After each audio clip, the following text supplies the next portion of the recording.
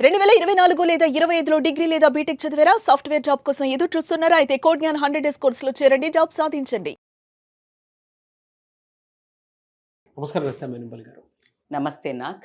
Extra marital అఫైర్‌లో love ఉంటుందా అండి? మీరు మనం ఇట్లాంటి డౌట్లు వ ఉంటుందా అనే క్వశ్చన్‌కి రియల్‌గా కూడా ఉన్న వాళ్ళకే తెలుస్తుంది. But as a psychology, as a life కోచ్‌గా నేను కొన్ని పారామీటర్స్ అయితే చెప్తాను. ఉంటుందా లేదా అంటే ఖచ్చితంగా ఎంతవరకు ఉంటుంది, అది రియలా కాదా, ఎంత దూరం వస్తుంది అనేది మాట్లాడుకుంటే ఎక్స్ట్రా మ్యారిటల్ అఫైర్ కరెక్టా కాదా అవన్నీ మనం జడ్జిమెంట్లు చేయట్లేదు. లేకపోతే మనం ఇవి చెప్తుంటే ఇంకొకళ్ళకి చెయ్యమని లీడ్ ఇవ్వట్లేదు. చేసేకునే వాళ్ళకి ఈ ఇదేమో చూసుకోండి మీది, రియల్గా దీన్ని మీరు ఇది అనుకుంటున్నారేమో, ఇది కావచ్చు, ఎంత దూరం వెళ్తుంది, what will be your end story అనే దానికి ఒక చిన్న స్టోరీ తీసుకెళ్తున్నాం. దాంట్లో మనకు సంబంధించి ఎవరైనా ఆ ప్రాబ్లమ్స్లో ఉండి ఉంటే, అమ్మాయి కానివ్వండి అబ్బాయి కానివ్వండి, సమస్యను ఎదుర్కొనే ధైర్యం ఉందా, సమస్య మనకు అవసరమా, సమస్య ఎంత దూరం వెళ్తుంది, అది సమస్య కాదా, ప్రేమనా అనే ఒక వాళ్ళల్లో వాళ్ళకి చాలా ఉంటుంది. దాన్ని కొంచెం మనం విడమరిచి క్వశ్చన్స్ వాళ్ళకు వాళ్ళు వేసుకునే వాటికి మనం కొన్ని ఆన్సర్స్ ఇవ్వడం జరుగుతుంది. So they will get an easy ఒక రెఫరెన్స్ అయితే దొరుకుతుందేమో అని ఆశ. ఎందుకంటే తెలుసో తెలియకో మనిషి అన్నాక కొన్ని డైరెక్షన్లోకి జర్నీ చేయటం జరుగుతుంది, రూట్ తెలియక. మరి ఆ డైరెక్షన్ ఎక్కడి వరకు వెళ్తుందో మనం ఒక నావిగేషన్ ఇస్తే వాళ్ళు ఒక ఉండాలా, ఇమీడియట్గా యూటర్న్ తీసుకోవాలా అనేది ఒక మంచి దారికి ఇది ఉపయోగపడాలని చేసే ఒక మంచి ఇంటెన్షనే కానీ ఊరికే వీళ్ళు సంసారాలలో లేకపోతే రిలేషన్షిప్స్ అంటే ప్రస్తుతము ఏ ఫీల్డ్ తీసుకున్నా ఎక్కడ తీసుకున్నా నడిచే, మీరు ఒప్పుకున్నా ఒప్పుకోకపోయినా నడిచే వాస్తవమైన టాపిక్ కాబట్టికే be ready to face it, be ready to listen it. If you are not belong to this kind of content, ఎవరో ఒకళ్ళకి అవకాశము బాగుపడేది కరెక్షన్కి అవేర్నెస్ అయితే డెఫినెట్ గా కావాల్సినటువంటి అవసరం ఉంది. ఎగ్జాక్ట్లీ రియాలిటీలోకి. ఎందుకు నేను ఇంత చెప్తున్నాను అంటే, కొంతమంది ఎప్పుడైనా కమెంట్ ఏం పనిలేదు అదా మీకు వేరే అట్లా మాట్లాడుతుంటారు. కానీ మనకు వచ్చి కొన్ని ఫీడ్బ్యాక్స్ దీనివల్ల నాకు బయట కంట్రీ నుంచి కానీ ఎక్కువ కౌన్సిలింగ్లకి ఇవే వచ్చారు. నో దే హ్యావ్ కమ్ కౌన్సిలింగ్లకు. 100 మంది 100 రకాలుగా మాట్లాడుకున్నా ప్రపంచంలో ఈ సమస్య లేదు అని చెప్పడానికి లేదు. లేదు కాబట్టి ఇంకొకరికి లేదని చెప్పుకోవడానికి లేదు. సమస్య ప్రతి చోట ప్రతి ఒక్కరికి ఉంటుంది. బట్ వాళ్ళ స్థాయిని బట్టి, వాళ్ళ ఆలోచన స్థితిని బట్టి, వాళ్ళ లగ్జరీని బట్టి, వాళ్ళ ఫైనాన్షియల్ స్టేటస్ని బట్టి, అండ్ వాళ్ళ రిలేషన్షిప్ మెయింటైన్ చేసే స్థాయిని బట్టి ఉంటుంది. దాన్ని ఎలా హ్యాండిల్ చేయాలో అనే మనం ఒక చిన్న light over this issue. This is a very emotional and sentimental, మనస్సుకు సంబంధించిన ఇష్యూసే. పైత్యానికి పోయి పెట్టుకునే వాళ్ళు వేరే, అది పక్కకు పెడదాం మనము. సో మీరు అడిగిన క్వశ్చన్ ఏంటి, ఈ లవ్ ఉంటుందా, ఇది ఎట్లా వెళ్తుంది. సో మనం పార్ట్ 2 కూడా అనుకున్నాం కాబట్టి ఇంకా కొంచెం డీటెయిల్డ్ డిస్కషన్ అవుతోంది. So here it is a part 2 for you. So ఏంటి అంటే, ఫస్ట్ అసలు ఈ మన ఇల్లీగల్ అఫైర్స్ అనే దాంట్లో రొమాంటిక్ లవ్ అనేది ఒకటి ఉంటుంది. లవ్లో ఎన్ని వెరైటీసో మనం ఇప్పుడు చూడొచ్చు. అసలు ఎందుకు ఈ అఫైర్ పెట్టుకోవడానికి రీజన్ అన్నప్పుడు, కొంతమందిని చూడంగానే వీళ్ళకి ఎక్కడో ఒక గ్రీకు వీరుడో ఉంటాడు మైండ్లో. నాట్ ఓన్లీ ఫిజికల్ అపియరెన్స్, క్వాలిటీగా, ఆ బబ్లీనెస్సా, ద డేరింగ్ ఆల్ఫా మెల్సా, రాధికా జాతి స్త్రీలా, ఏదో ఒకటి వెలితి ఇద్దరి జీవితాలలో ఉండటము, ఏదో ఒకటి ఉండి ఇంకొకళ్ళకి బాడీ కనెక్షన్ వైబ్స్ క్రియేట్ అయితే ఒకళ్ళని చూడంగానే.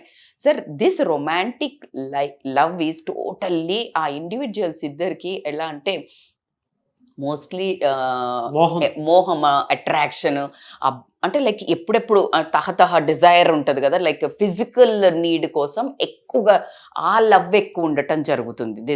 దిస్ మోస్ట్లీ కొంచెం నేను ఏజ్ గ్రూప్ కూడా చెప్పలేకపోతున్నానులేండి ఇప్పుడు, ఎందుకంటే ఇప్పుడు every age group is romantic, so I can't consider like youngsters అని కూడా నేను చెప్పలేను.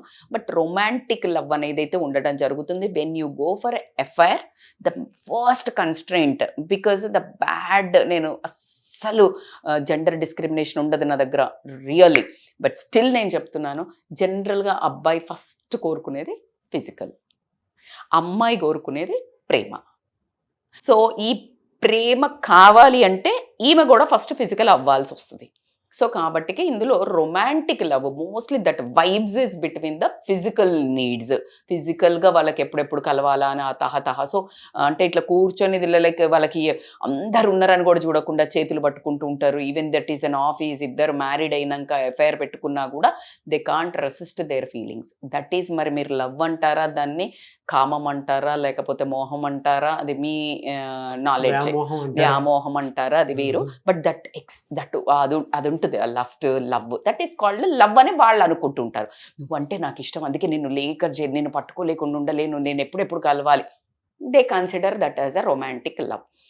రెండో వర్గం ఏంటంటే కంపానియన్ లవ్ అంటాం. కంపానియన్ లవ్ అని అంటే ఏంటంటే బేసికల్గా వీళ్ళకి ఒక అంటే ఇప్పుడు they want one company, emotions share చేసుకోవడానికి కానివ్వండి, లేకపోతే వాళ్ళ ఒక ఫీలింగ్స్ ఏదైనా, ఈ ఫిజికల్ ఫీలింగ్స్ ఏదైనా ఉంటే అది షేర్ చేసుకొని కానివ్వండి, లేకపోతే సపోర్ట్గా నిలబడతారు. అంటే నేను నీకు ఒక కంపెనీ, అంటే మంచి కంపెనీగా ఒక వీళ్ళతో ఉంటే ఆహ్లాదకరంగా ఉంటుందిరా, అబ్బా ఇలా కూర్చొని కబుర్లు చెప్పుకోవచ్చు. ఫ్రెండ్షిప్ విత్ బెనిఫిట్స్, ఇది ఇప్పుడు ట్రెండింగ్ లాంగ్వేజ్, ఇది ఫ్రెండ్షిప్ విత్ బెనిఫిట్స్. సో దీన్ని ఏమంటారు అని అంటే companion love, because they both loves each other company in all means, physical, emotional, monetary. So ఈ support they will take from each other. Maybe one need one thing, ఒకళ్ళకి ఒకటి అవసరం ఉండొచ్చు, ఇంకొకళ్ళకి ఇంకొకటి అవసరం వస్తుంది. As you said, friendship with benefits. So దీంట్లో ఆటోమేటిక్గా ఈ షేరింగ్, కేరింగ్ వచ్చినప్పుడు లవ్ అనేది వస్తుంది. That is called companion love. So ఇప్పుడు ఒక డబ్బా తీసుకెళ్ళి మనం రోజు బాక్స్ షేర్ చేసుకొని తింటే ప్రేమ వస్తుందా లేదా? అంత చిన్న డబ్బా తీసుకుపోయి స్కూల్లో షేర్ చేసుకొని ఫుడ్ తింటేనే ఫ్రెండ్స్ మధ్యలో వచ్చినప్పుడు, when you share this kind of all 3 kinds of thing, ఖచ్చితంగా ఒక కైండ్ ఆఫ్ లవ్ అనేది అయితే, ఇష్టం అనేది, మనము ఇష్టము అనేది పెరగటం జరుగుతుంది. దాని ప్రేమ అని చాలా డీప్ వర్డ్ నేను చెప్పను, కానీ ఒకళ్ళ మీద ఒకళ్ళకి ఇష్టము, దాన్నే ప్రేమ అనుకోవడం జరుగుతుంది. ఎందుకంటే ఒకళ్ళ కోసం ఒకళ్ళు చేసుకుంటున్నారు కదా పనులు. థర్డ్ కమ్స్ టు ఈ కంపానియన్ లవ్. తర్వాత మీరు ఇందాక ఫ్రెండ్షిప్ విత్ బెనిఫిట్స్ అన్నారు కదా, ఇప్పుడు నేను చెప్పబోయేది కండిషనల్ లవ్. దీన్ని ఈ మధ్య వాడేదాన్ని ఏంటంటే సిచ్యుయేషన్షిప్ అంటున్నారు. సిచ్యుయేషన్షిప్ అంటే సిచ్యుయేషన్షిప్, ఈ సిచ్యుయేషన్లా నువ్వు ఈడి వరకే ఉండాలా. కండిషనల్ లవ్, నువ్వు మళ్ళీ మీ ఆవిడ దగ్గరికి పోయినావు, నువ్వు మీ ఆవిడతో ఉండొద్దు, లేకపోతే మీ ఆవిడకి ఏం కొనియొద్దు, నువ్వు నాతో మొత్తం ఉండాలి, ఇలాంటి ఎకసెకలు ఉండొద్దు. లేదు అంటే హస్బెండ్, వైఫ్ అయితే కూడా నువ్వు రమ్మన్నప్పుడు నేను రాలేను, లేకపోతే ఇట్లా ఉంటుంది ఇట్లా ఉంటుంది. So they will have their borders. Conditional love, ఈ కండిషన్స్లో ఇలా మన ఇద్దరం ఉంటాము, ఎంతవరకు ఉంటాము ఏంటిది అనేది తెలియదు, ఇది లాంగ్ టర్మ్ ఉంటుందో లేదో తెలియదు, ఇప్పుడు ఉన్నంత వరకు ఈ సిచ్యుయేషన్లో మన ఇద్దరం ఒకరికొకరు ఉంటున్నామని కండిషనల్ లవ్. అండ్ ఇంకొకటి ఏంటంటే ఇక్కడ నుంచి కొంచెము ఇంకొక వెరైటీ ఉంటుంది. So risk and excitement love అంటారు. దీంట్లో ఏంటి అంటే బేసికల్గా ఎవరికైతే ఏ ఏజ్ తీసుకోండి, if you have another affair with opposite gender, ఆటోమేటిక్గా ఉత్సాహం ఎట్లుంటుంది, బ్లడ్ ఉరకలేస్తుంది. అందుకే అంటారు కదా 60 ఏళ్ళకి కూడా ఫామ్లోకి వస్తారు అని అంటుంటారు, అవునా? సో ఆ ఉరకలే, ఇదే ముసలోళ్ళకి కూడా దసరా. ప్రకృతి అండి, ప్రకృతి. అంటే నేచర్లో మనం కొన్నిసార్లు కొన్ని ప్లేసెస్కి వెళ్ళినప్పుడు, ఇప్పుడు టెంపుల్లోకి వెళ్తే మానసిక ప్రశాంతత వస్తుంది, లేదా ప్లెజెంట్గా ఉన్న ఒక ఎత్తైన కొండల దగ్గరికి వెళ్తే నేచర్తో ఒకలాంటి కనెక్టివిటీ దొరుకుతూ ఉంటుంది. మదర్ దగ్గరికి వెళ్ళినప్పుడు ఒకలాంటి కనెక్టివిటీ దొరుకుతుంది, ఫాదర్ దగ్గరతో కూర్చొని మాట్లాడేటప్పుడు ఒకలాంటి కనెక్టివిటీ ఉంటుంది, స్కూల్లో వెళ్ళినప్పుడు ఒకలాంటి కనెక్టివిటీ ఉంటుంది. ఈవెన్ మనం ఒక పువ్వుని చూసినా కూడా సో అక్కడ నుంచి వచ్చేటువంటి ఫీలింగ్స్ అనేవి చేంజ్ అవ్వడం జరుగుతుంది. అవును, ఖచ్చితంగా. అలాగే నేచర్ ఒక స్మెల్ చూస్తే కూడా you will get different kind of. So nature లో ఆపోజిట్ జెండర్ చూసినప్పుడు ఒక రకమైన ఉత్సాహం. సో ఇదేంటంటే కొత్తగా ఇప్పుడు ఎఫైర్ పెట్టుకున్నారు అనుకోండి, వీళ్ళకు ఎప్పుడెప్పుడు కలవాలా అని తహతహ రిస్క్ చేస్తుంటారు కదా, దొంగతనంగా కలవటము, అబద్ధాలు చెప్పి వెళ్ళటము, ఈ ఎక్సైట్మెంట్ అంటే ఇప్పుడు ఆపుకొని ఇక్కడ అబద్ధాలు చెప్పి వెళ్తారు కదా, they will have a intense love. ఇప్పుడు ఇన్ని ఇట్లా తెగదెంపులు చేసుకొని వెళ్ళినప్పుడు they will get attracted to each other so much, by that they will feel that it is a too much love ఉంది మా ఇద్దరిలో. బట్ ఇక్కడ ఏంటంటే వద్దన్న పని ఎక్కువ చేసినప్పుడు ఎంత కిక్ ఉంటుందో, so this is all about risk and excitement love. Risk always temporary only obviously. So దానికి పరిణామాలకి వెళ్తున్నాం మనం కిందకి. ఇన్ఫ్లుయెన్స్ డబుల్ ట్రిపుల్ ఉంటుందండి. ఎండ్కి మనోళ్ళే వ్యాలిడేషన్ ఇస్తారు. సో దాని తర్వాత ఏంటంటే ఇంకా కొన్ని ఎమోషనల్ ఫుల్ఫిల్మెంట్ లవ్ అంటారు. ఎమోషనల్ ఫుల్ఫిల్మెంట్ అంటే ఏంటి అంటే ఇప్పుడు వీళ్ళకు ఎమోషనల్ నీడ్స్ ఉండొచ్చు, ఒకరికొకరు వినడానికి లేకపోవడము, లేకపోతే ఏదైతే ల్యాకింగ్ ఉందో వాళ్ళ రెస్పెక్టివ్ మ్యారేజెస్లా అది అదుటి పర్సన్లు ఇద్దరు పూర్తి తరహాగా సరెండర్ అవ్వటం. నువ్వేమి చెప్పినా నువ్వేమి చేసినా ఇది చాలా క్లియర్ అండి. అంటే మనం చాలాసార్లు డిస్కస్ చేసుకుందాం. ఎక్స్ట్రా మ్యారిటల్ ఎఫైర్స్ స్టార్ట్ అవడానికి బేసిక్ అతి భయంకరమైనటువంటి కారణం ఏదైనా ఉంది అని అంటే wife and husband time spare చేసుకోలేకపోవటం, అంటే ఆ షేరింగ్ లేకపోవటం వల్ల ఎమోషనల్ నీడ్స్ హాంట్ చేస్తూ ఉంటాయి. ఈ పైన డిస్కనెక్ట్ అవ్వడానికి టైం ఉంది, ఇక్కడ ఇది చాలా పెద్దది. ఇది చాలా అసలు దీన్ని ఏ రకంగానూ కూడా థెరపీ తీసుకోవడం తప్ప వేరే ఆప్షన్ కూడా లేదు. ఎమోషనల్ డిపెండెన్సీ కూడా ఎలా స్టార్ట్ అవుతుందంటే వాట్సాప్ లో కానీ, లేదంటే ఇన్స్టాగ్రామ్ లో కానీ, ఫేస్బుక్ లో కానీ, లేదా అదర్ ప్లాట్ఫామ్స్ అంటే డిజిటల్ ప్లాట్ఫామ్స్ నుంచి మనకు అది వస్తూ ఉంటుంది అనమాట. దానికి వెరీ క్లియర్ అండి, వెరీ క్లియర్. ఎమోషనల్ అంటే ఇప్పుడు నేను కొంతమంది మనకు కమెంట్ చేస్తారు, నేను చాలా బాగా చూసుకుంటాను, నేను చాలా బాగుంటాను, బట్ స్టిల్ పెట్టుకున్నాడు, అవి ఆ పైనకు వస్తాయి. అర్థమవుతుందా? ఇది ఏంటి అంటే ఇది because of lack of loneliness, understanding, lack of understanding, empathy, situation బండీస్, ఇవన్నీ support, lack of support, trust, ఇవన్నిటి మీదకి వచ్చినప్పుడు ఈ ఎమోషనల్ గా వేరే ఒక పార్ట్నర్స్ మీద. అందుకే పెళ్లి చేసుకున్నది ఏంటంటే మరి వేరే అబ్బాయి దోస్తులు ఉంటారు కదా మేడం, అమ్మాయి దోస్తులు ఉంటారు అంటే ఈ always need this opposite gender companion. అయితే ఇద్దరు షేర్ చేసుకొని ఒక ఇంట్లో ఉండాలనే ఇద్దరు ఆపోజిట్ జెండర్ కి పెళ్లి చేసిండ్రు కదా. So as it is they will search for the opposite which is missing in the relation, ఈ ఆపోజిట్ జెండర్ వాళ్ళను. సో కాబట్టి అది ఇల్లీగల్ ఎఫైర్, మన కల్చర్ కి రాంగ్ కాబట్టి. బట్ ఫిజియోలాజికల్ ప్రాసెస్ లో ఏంటంటే అది అదే కోరుకుంటది. బ్రెయిన్ హార్మోన్స్ ఏం కట్టుకుంటుంది అంటే ఆపోజిట్ సెక్స్ని కోరుకోవడం జరుగుతుంది. ఆ వినడానికి, ఆ వ్యాలిడేషన్కి, ఆ పొగట్టానికి, లేకపోతే వాళ్ళకున్న హార్మోనల్ రిలేషన్స్ని బ్యాలెన్స్ చేయడానికి ఆ లవ్ అనే ఒక హార్మోన్, లవ్ హార్మోన్స్ ఏమున్నాయో అవే వాళ్ళకి ఎక్కువ సూదనింగ్ ఉండడం జరుగుతుంది. కాబట్టి ఇక్కడ మిస్ అయినాయి, వాళ్ళు ఎమోషనల్ ఫుల్ఫిల్మెంట్ కోసం వెళ్ళటం జరుగుతుంది. అట్లాగే ఈ ఎమోషనల్ ఫుల్ఫిల్మెంట్ ఒకవైపు అవుతున్నప్పుడు మీకు ఇందాక నేను చెప్పినట్టు రిస్క్ ఎంతైతే చేస్తారో అన్నిటికంటే ఇంపార్టెంట్ ఏంటంటే వీళ్ళు ఎస్కేప్ అవుతుంటారు రియాలిటీ నుంచి. ఏంటంటే ఇంటికి పోగానే ఫర్ ఎగ్జాంపుల్ భార్య నష్టపెడుతుంది, అందుకని ఇంకొక ఎఫ్ఐఆర్ పెట్టుకున్నారు. సో దిస్ రియాలిటీని వైఫ్ అనుకో, హస్బెండ్ తాగి వస్తాడు, అసలు పట్టించుకోడు, తనకి టైం ఇవ్వడు, తను అంటే like no other things are satisfied for her, even emotionally, even monetary, even physically.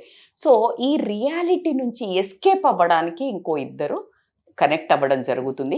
అక్కడ వాళ్ళిద్దరివి ఫుల్ఫిల్ అవ్వడం జరుగుతుంది. So they escape from the reality and they go for this kind of a love అనేది ఒక పేరు పెట్టుకొని అదొక కొత్త, అక్కడి నుంచి ఒక కొత్త రిలేషన్ పుట్టుకు రావడం జరుగుతుంది. అట్లా కాకుండా ఇప్పుడు ఇది చేశారు కాబట్టి ఇవన్నీ చేయంగానే మీరు అనుకుంటారేమో ఒకటి ఖచ్చితంగా మిస్ అయ్యేది ఏంటంటే ఇవన్నీ పెట్టుకోగానే సంబరం కాదు, గిల్ట్ అండ్ కన్ఫ్యూజన్ స్టార్ట్ అవుతుంది బాగా. సో ఏమవుతుందంటే గిల్ట్ అండ్ కన్ఫ్యూజన్ స్టార్ట్ అవుతుంది ఈ రిలేషన్లో. ఎలా అంటే they know they are doing wrong, because మనం పుట్టింది 200%. నాకు బయట కంట్రీస్ గురించి నేను చెప్పను, కానీ when it comes to this India, మన కల్చర్ ప్రకారం తీసుకుంటే ఖచ్చితంగా ఏంటి అనంటే గిల్ట్ అనేది తెలుస్తుంది వాళ్ళకి. ఏది రాంగ్, మన సంస్కృతి కాదు అనే గిల్ట్, ఆ కన్ఫ్యూజన్లో ఈ ప్రేమ ఎదుటి పర్సన్ మీద ఏముందో అది వాళ్ళకు ప్రేమ తెలియదు. కన్ఫ్యూజన్ అనేది బాగా డెవలప్ అయిపోయి ప్రశాంతత, మానసిక ప్రశాంతత మాత్రం జీరోకి రావడం జరుగుతుంది. ఇక్కడి నుంచి అసలు లైఫ్ స్టార్ట్ అవుతుంది. ఎందుకంటే ఖచ్చితంగా ఇక్కడ లవ్ ఉండదండి. ఇంకా ఏదైతే వేరే దగ్గరికి పోతుందో ఈ గిల్ట్ అండ్ కన్ఫ్యూజన్ స్టార్ట్ అవుతుంది. మనం ఫస్ట్ స్టార్టింగ్లో అన్నీ ఉన్నాయనుకున్నాము.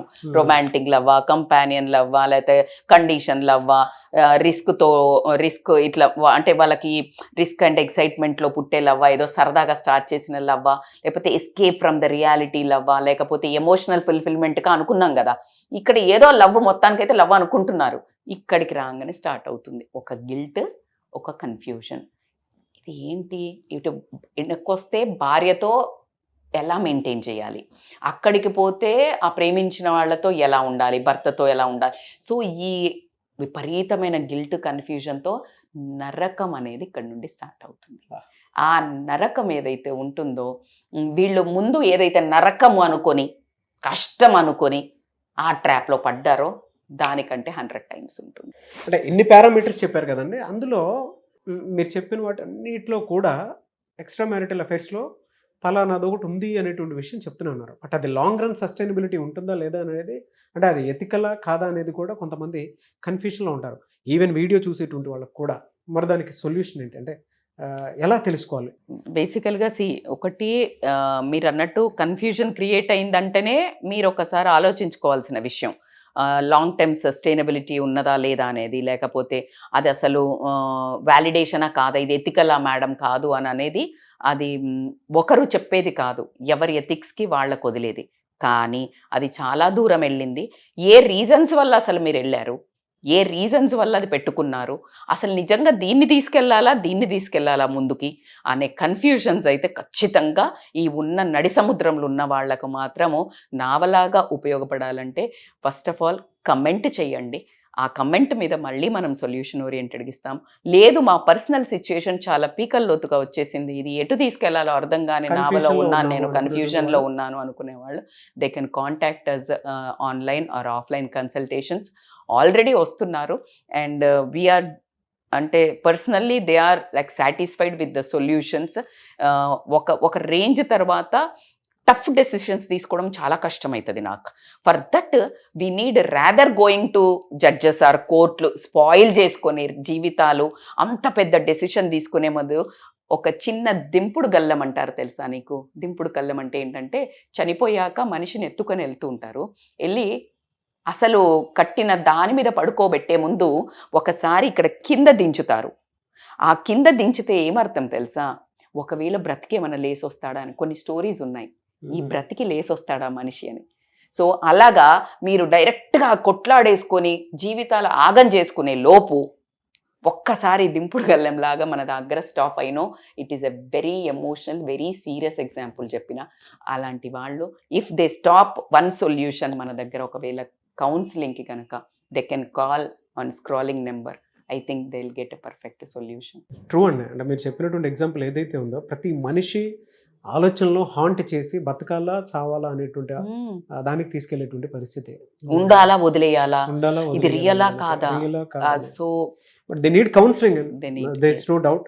సో మీరు కనుక ఆ ఆలోచనలో ఉండేటువంటి వాళ్ళు ఎవరైతే ఉంటారో, నిజంగా మేము నిజమైన ప్రేమలో ఉన్నామో, ఇంకో దాంట్లో ఉన్నాం అంటే కింద కామెంట్ బాక్స్లో పోస్ట్ చేస్తే దాని మీద మేము సొల్యూషన్ వీడియో చేయడం జరుగుతుంది. బట్ ఇలాంటి సందిగ్ధంలో ఉన్నప్పుడు మాత్రం మీరు డెఫినెట్గా రస్తా మైనంపల్లి గారితో ఒకసారి అప్రోచ్ అయ్యి అండ్ కౌన్సిలింగ్ కోసం అని చెప్పేసి కాల్ చేయాలి అనుకునేటువంటి వాళ్ళు స్క్రీన్ మీద కనిపిస్తున్న మరి కాల్ ఆర్ మెసేజ్ వాట్సాప్ చేసి ఎన్రోల్ చేసుకోవచ్చు. లేదు అని అంటే మిస్టర్ నాగ్ అఫీషియల్ 1 అనే ఇన్స్టాగ్రామ్ ఐడి ఉంది, దానికి మీరు పర్సనల్ మెసేజ్ పెట్టినా కూడా నేను రస్తా మైనంపల్లి గారి టీమ్కి ఫార్వర్డ్ చేస్తాను.